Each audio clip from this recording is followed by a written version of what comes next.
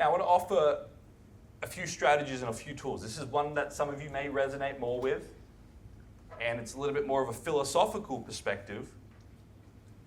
And then I'm going to give you slightly more hardened science-backed tools as well. I want to give you a bit of both. Even though they're really inseparable, they work one and the same. I want to tie identity into your trading. Has anybody ever asked you, who are you? What do you do?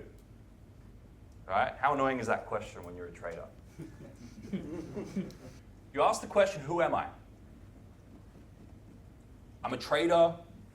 I'm a plumber. I'm a doctor. How many of you have had multiple jobs throughout your life? Yep. So you may have been a university student at one point, and they may have gone to work for a company and been in finance, for example, and then maybe you decided to change, you became an engineer, and then you went and became a doctor, for example, if you're a very high achiever. Now, what's interesting is despite your change in jobs, you are still there. You are the one perceiving yourself change jobs. So irrespective of what job you work, you're still there. So you are not your job. And then some people would say, well, I'm a human being. I am my physical body. Okay, well, a lot of research has come out to show that your body is constantly regenerating the amount of cells in the cells in your body, and cells are dying and new cells are being birthed, and your body is constantly regenerating itself and constantly changing.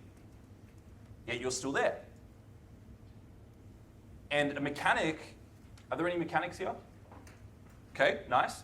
A mechanic can take a car or a bike and deconstruct that car or that bike into all its subcomponents and then rebuild it, and that bike or that car is still going to work.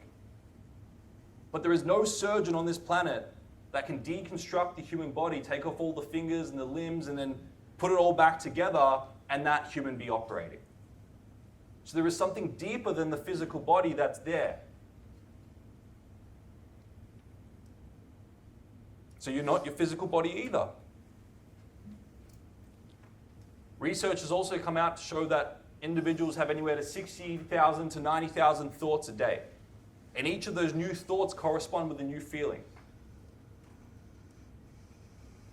So you are constantly having all these new thoughts and these new feelings, yet you're still there. So you're not even your thoughts and your feelings.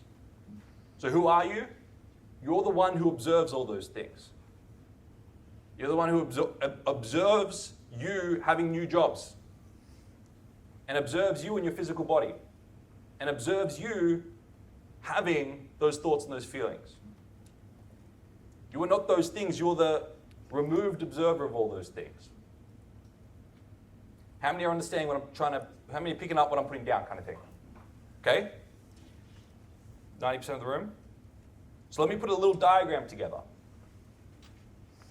We have things, for example, wins and losses in the market. And how many understand that if this doesn't work out for me, I could potentially go and be an artist? My diagrams are pretty good, aren't they? You've got things which, for example, we're going to correspond this to trading in a second. Wins and losses in the market, for example. You have a thought, which we call the me, and ancient philosophers have referred to as the me. This is the one that identifies and wants the good things of this and wants to avoid the bad things of this. Wants the win, wants to avoid the loss.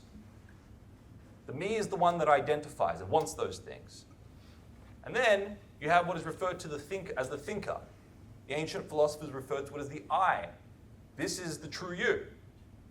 The one that observes the me interacting with the experiences and having the experiences.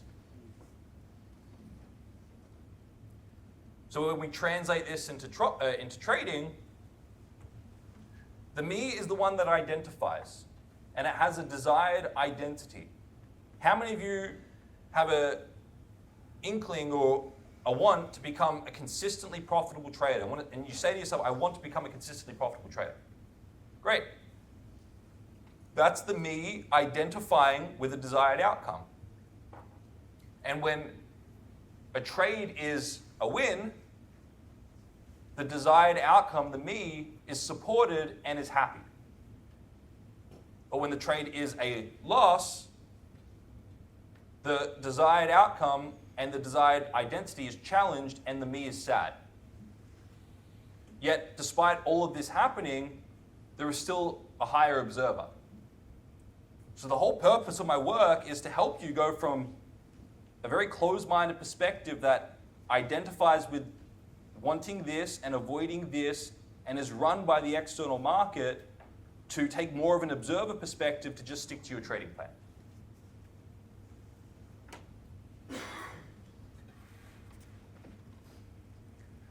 Now, what's really interesting in the market is I tell all my traders to shift their language. It's not necessarily a win. Win insinuates that you're identifying with the price movement in the market and it's supporting your desired outcome and identity and expectations. Really what it is price hitting your take profit. Can you see how price hitting your take profit and win are two very different things? Because you can have an entry and then price hits your take profit, you're labeling that a win because it supports your values in that moment, yet another trader who traded with you at the entry point is going short and they're labeling that a loss. So that same price movement is labeled a win to one trader and a loss to another trader, depending on whether it supports or challenges the desired identity in that moment. So win is subjective. Price going from entry point, which is this price, to take profit, which is this price, that's objective.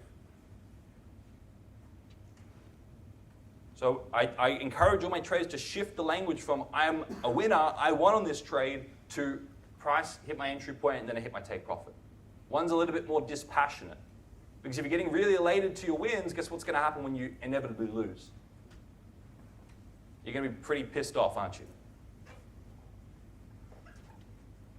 The more addicted you are to winning, the more painful losing is going to be.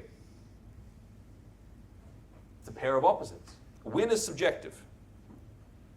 Price hit my entry point, entry price, and hit my take profit price, that's objective.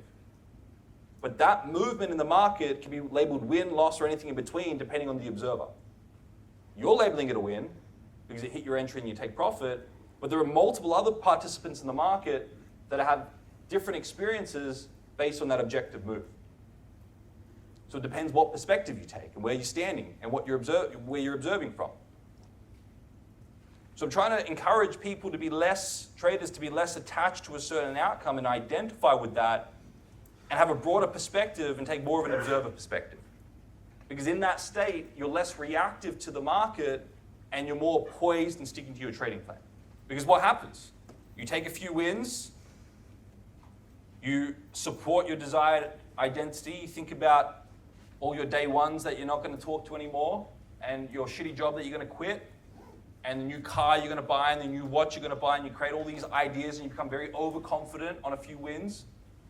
And that overconfidence leads you to minimizing the very process that got you there. It leads you to minimizing risk in the market, and you start to project onto the market what you want, and we all know what happens next. You get humbled, don't you? And then you start to take a few losses. So pride always gets humbled. It's called hubris, the pride before the fall. So if we're proud over our wins and we're addicted to winning and we're seeking after winning in the market, that's the trader that's going to attract the most painful losses in their journey. And they're going to get stuck on the boom and bust cycle. The boom and bust cycle is a symptom of being addicted to winning trades. And I've proven that with thousands of traders.